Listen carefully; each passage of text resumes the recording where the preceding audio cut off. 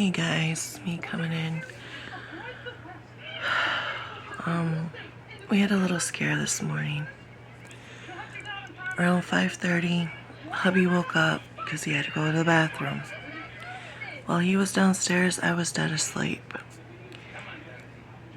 And then the next thing we know is we heard puppers falling, like a doo-douche. I heard one of the douche. Hubby heard both of the doo-douche, so I don't know on that part. The next thing I knew is by the time I was able to get up off the bed, Puppers was on his side, scratching at the floor, yiping. By the time I had made it around the bed to turn on the light so I could see what was happening, he had peed and pooped himself.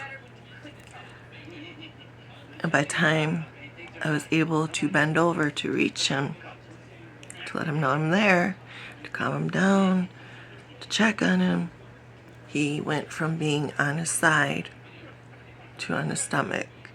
And he was just staring off, shaking and blowing his nose, and then licking his lips. So we're thinking he had a bad seizure. He's had minor ones before, but this one he's taking a really long time to come out of. And while hubby was trying to clean up the pee and the poo, because I was literally on the floor, on my knees, trying to console Puppers. Let him know I'm here, it's okay, you're gonna be alright. He threw me my phone, hubby. And I called the emergency vet here in my city. We had taken Puppers to this place twice. Both times, the good-for-nothing vet there told me that my dog, my child, who has been diagnosed by his regular vet with epilepsy, a heart murmur, and hip dysplasia, is having no physical problems. But I shouldn't be letting him outside alone because he smells like a skunk. My dog is a Velcro dog, meaning he needs to be with someone 24/7. If he is left alone for more than 5 minutes, he has an anxiety attack, and that sends him into seizures. Anyways, when I called this morning, the receptionist answered, and she put me straight through to the vet. And I was hoping it was the other vet that's usually there during the day, when it's just the regular vet's office. No. It was the same doctor that we have dealt with twice. You okay? Okay. Stretching. Anyways, she gets on the phone. I tell her what's going on. Oh, well, your dog's dying and I'm not going to help you. Click.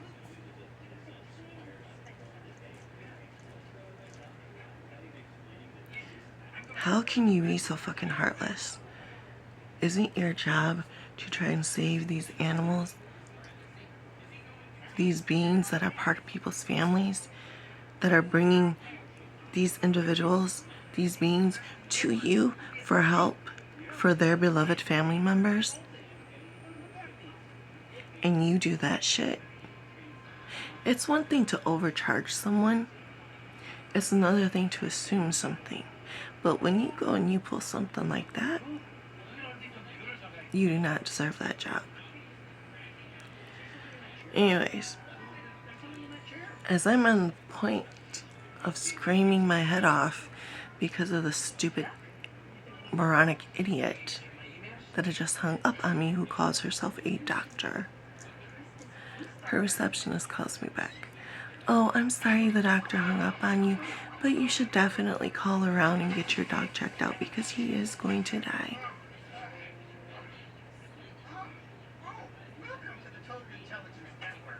Click.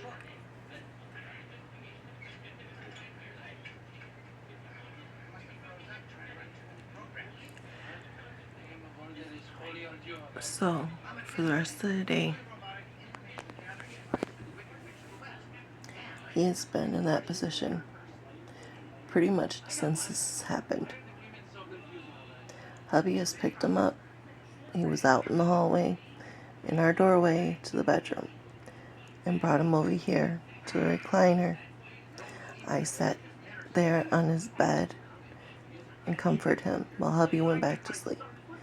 He then wanted to get down on his bed, so I sat on the floor, pretty much where he is, and let him lay in his bed.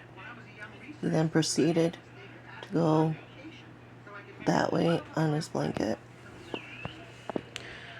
and then he ended up there. I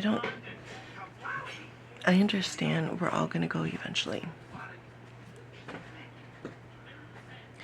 But that little cunt deserves way worse than what I have in mind.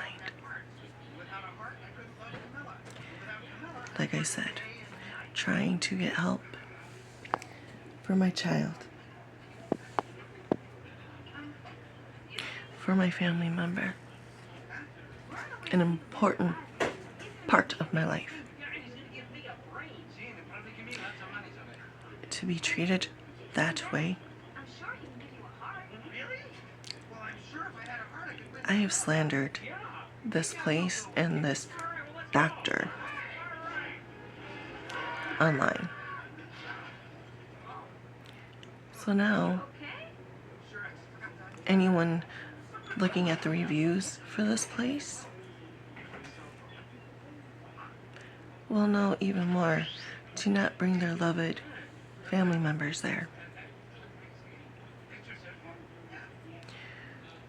So now I have to wait until tomorrow, see how Puppers is reacting, and decide if he needs to go to the vet or not. Tomorrow we're supposed to be going grocery shopping, and that might not happen because Puppers is more important.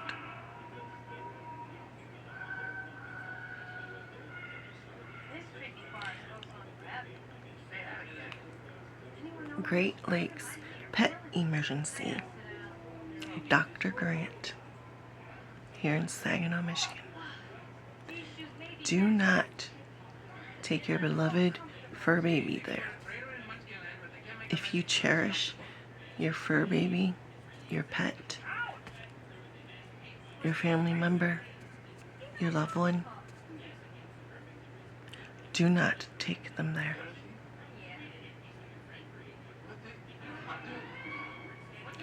Do not.